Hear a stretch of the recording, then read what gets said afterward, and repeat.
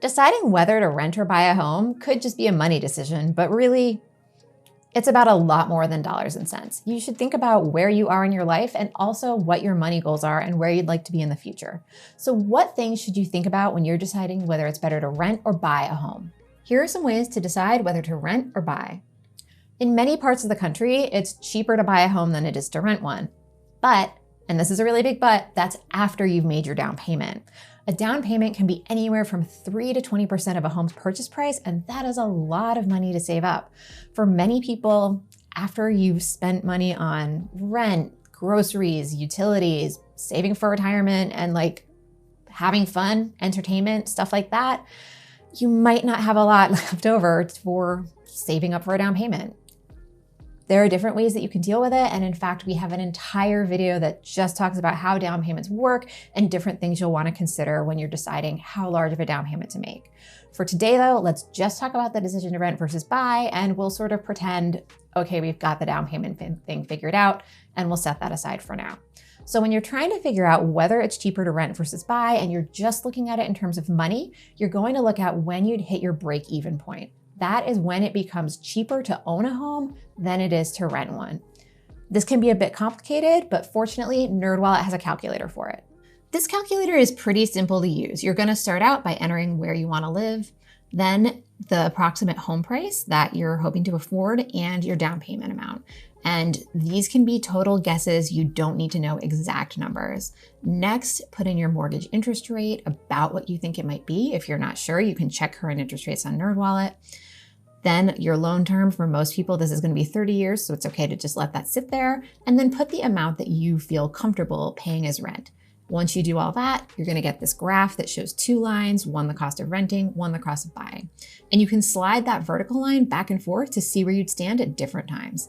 Looking at it at first, you might be like, I am not going to live in this house for 15 or 16 years or whatever it is, because the break-even point can be pretty far out. But bear in mind, this is just an estimate, and it doesn't mean you'd only break even if you lived in that exact house for that exact amount of time.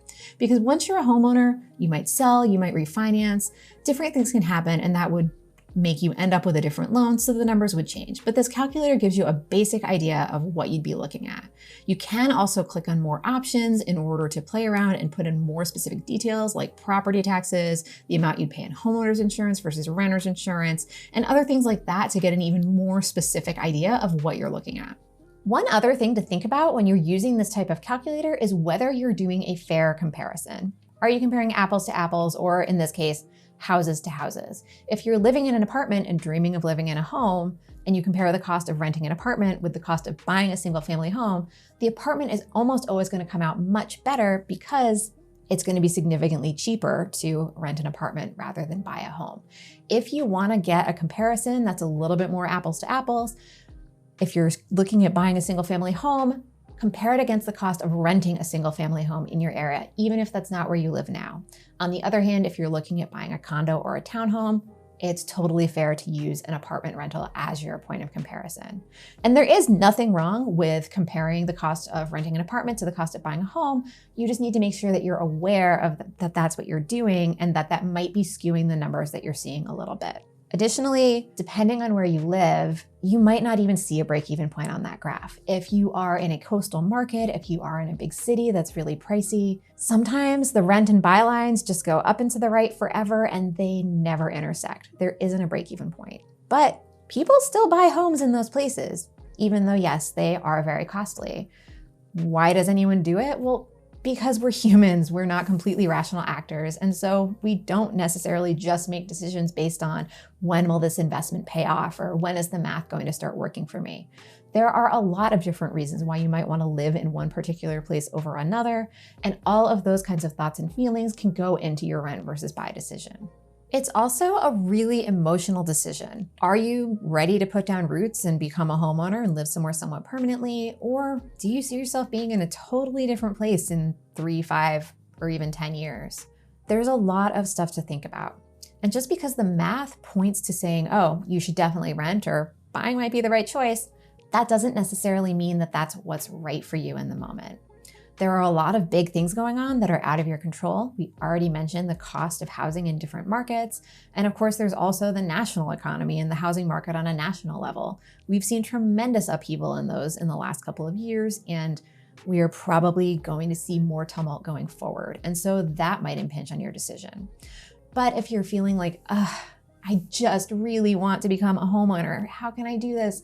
It's important to remember that there are advantages and disadvantages to owning a home, and there are also advantages and disadvantages to renting. So let's talk about some of the advantages of renting a home.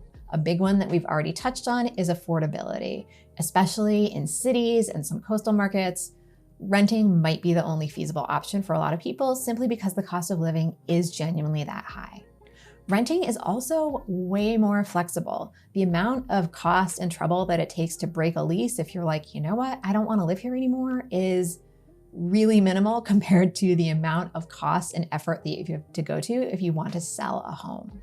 Also, there is less maintenance. Unless you own a home where you're part of a homeowners association or you have some other kind of organization that's helping you out, you're basically on your own and you have to kind of deal with things. When you're a renter, there is always someone that you can call when something goes wrong, and it is not your problem. You are not stuck dealing with every last part of it.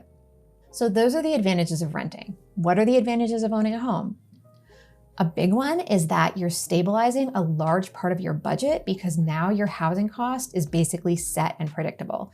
If you've got a fixed rate mortgage, you know what your housing is going to cost you for pretty much as long as you have that loan.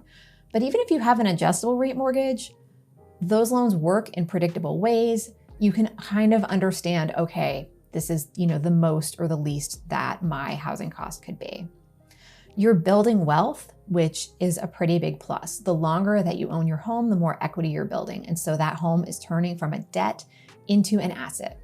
The longer you have it and the more equity you have, that turns into something that you can use to fund other things. You could use it to pay for tuition or fund home renovations, things like that.